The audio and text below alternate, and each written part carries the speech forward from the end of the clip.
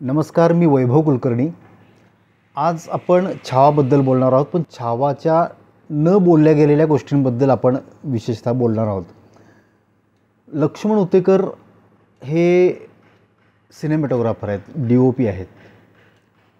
As a cinematographer त्यांचा मी English पहिल्यांदा म्हणजे आधी इंग्लिश बघितला आणि मला त्याची सिनेमॅटोग्राफी इतकी आवडली की म्हटलं कोण आहे सिनेमॅटोग्राफर, आणि बघितलं तर लक्ष्मण उतेकर मराठी नाव आलं।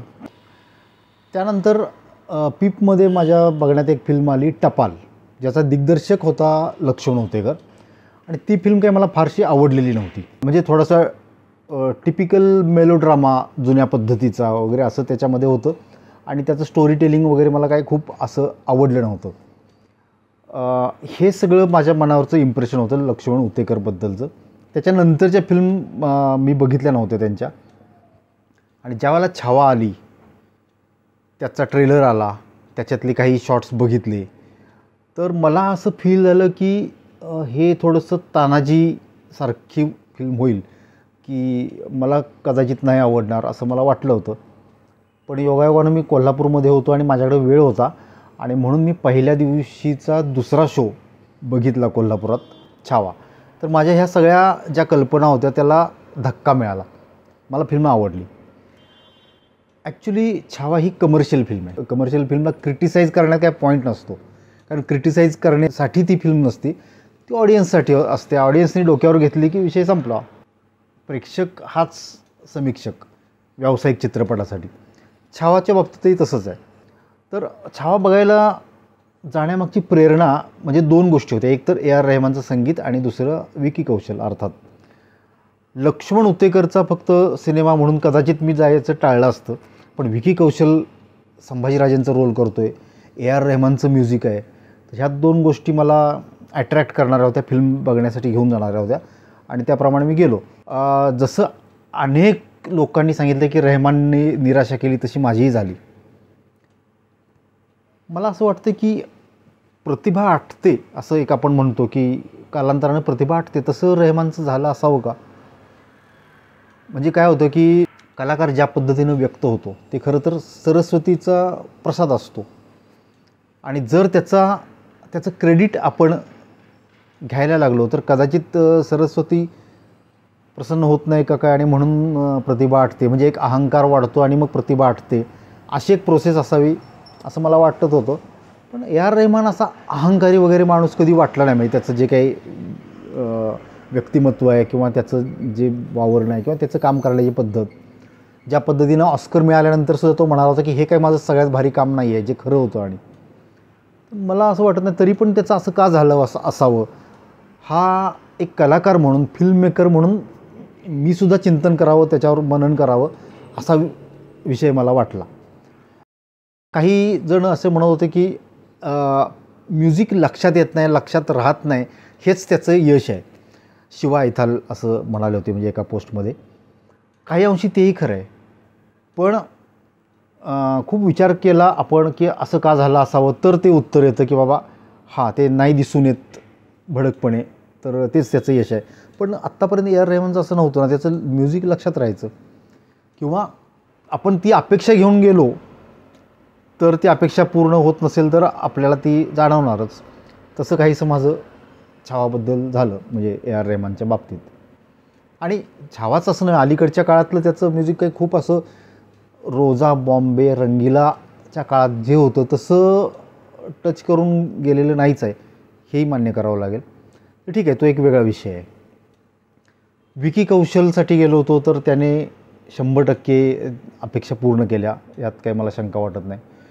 कारण आपण महाराज म्हटलं, शिवाजी महाराज असोत किंवा संभाजी महाराज, आपण लुकचा आधी विचार करतो, धारदार नाक, दाढी आणि सगळं ते व्यक्तिमत्व, म्हणजे बाह्य व्यक्तिमत्व, त्याचा आपण विचार करतो। विकी कौशलच्या बाबतीत मला असं वाटतं की त्यानं खऱ्या त्यांच्या व्यक्तिमत्वाचा विचार केला आहे। कदाचित त्याचा लुक प्लस मायनस झालेला असू शकतो, पण जे त्यांचं व्यक्तिमत्व होतं, ज्या पद्धतीचं त्यांचा काय आक्रमकपणा असेल, बुद्धी असेल, त्या सगळ्या गोष्टींचा विचार करून त्यानं ते कॅरेक्टर केलं आहे असं जाणवत होतं। त्यामुळे कुठेही तो विकी कौशल आहे किंवा तो संभाजीराजांचा रोल करणारा कोणतरी कलाकार आहे असं वाटत नव्हतं. ते संभाजी महाराज वाटत होते. हे विकी कौशलचं यश आहे आणि त्याला कास्ट करण्यामागं लक्ष्मण उतेकरचं यश आहे असं मला वाटतं. आणि अचानक अनएक्सपेक्टेड सरप्राईज जे होतं ते अर्थातच अक्षय खन्ना. काय काम केलं आहे. औरंगजेब म्हणजे जे बेरिंग पकडलं आहे त्यानं, थंड रक्ताचा औरंगजेब हे जे त्यानं बेरिंग पकडलं आहे ना, कमाल आहे. म्हणजे कुठंही ते सुटलं नाही आणि असं वाटलं नाही का रे होता कुठं अक्षय खन्ना इतके दिवस, असं वाटलं. एवढं ते सरप्रायझिंग होतं. ते मला खूप आवडलं. रश्मिका मंदानाचं मला असं वाटलं की तिला घ्यायची काही गरज नव्हती किंवा दुसरं कोणी चालू शकलं असतं, किंबहुना दुसरं कोणी घेतलं असतं तर अजून चांगलं ते काम झालं असतं. पण कदाचित काही व्यावसायिक गणितं असतील. आपण मगाशी म्हटलं तसं व्यावसायिक सिनेमा आहे तर ही सगळी गणितं बघितलीच पाहिजेत. आणि त्याचा फायदा झाला की नाही हा पण एक म्हणजे चर्चा करण्याचा मुद्दा आहे. रश्मिकाला घेऊन काय फायदा झाला का व्यावसायिक, तर ते एक प्रश्नचिन्हच आहे.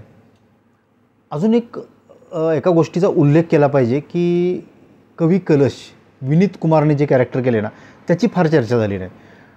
ते कॅरेक्टरसुद्धा खूपच चांगलं केलं आहे. म्हणजे जो कॉन्फिडन्स आहे कवी कलशचा तो त्याने त्या कॅरेक्टरमधून आणला आहे आणि असं वाटतं की अरे हा कवीच आहे, हा कवी कलशच आहे. हे वाटण्या इतकं चांगलं काम कवी कलशने केलेलं आहे. ए आर रहमानच्या विषयाला धरून अजून एक विषय बोलला पाहिजे तो म्हणजे साऊंडचा. सिनेमाचा साऊंड जो आहे ना खूप असा भडक वाटला. म्हणजे सतत लाऊड, सतत काहीतरी ऐकू येतं. त्याच्यामध्ये साऊंड डिझायनिंगचा जो भाग असतो म्हणजे आर्ट म्हणून ना, तो कुठंतरी मला मिसिंग वाटला. पण मला असं अलीकडच्या साऊथच्या बऱ्याच सिनेमांच्या बाबतीत वाटत आलं आणि बऱ्याच व्यावसायिक सिनेमाच्या बाबतीत वाटतं. मला वाटते कदाचित मलाच बदलायला पाहिजे.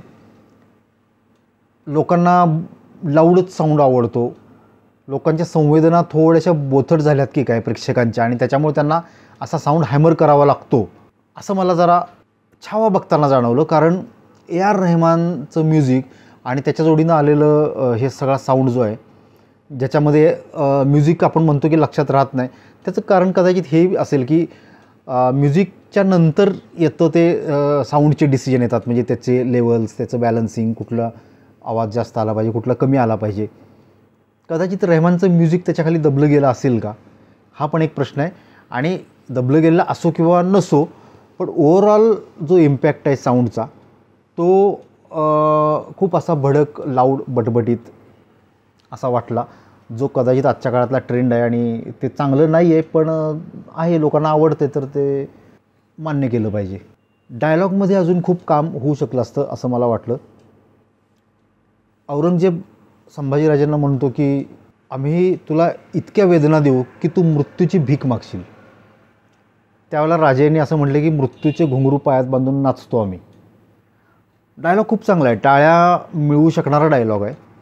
पण औरंगजेब काय म्हणाला की मृत्यूची भीक मागशील, एवढ्या वेदना देऊ, म्हणजे वेदनांची धमकी औरंगजेबनं दिली होती.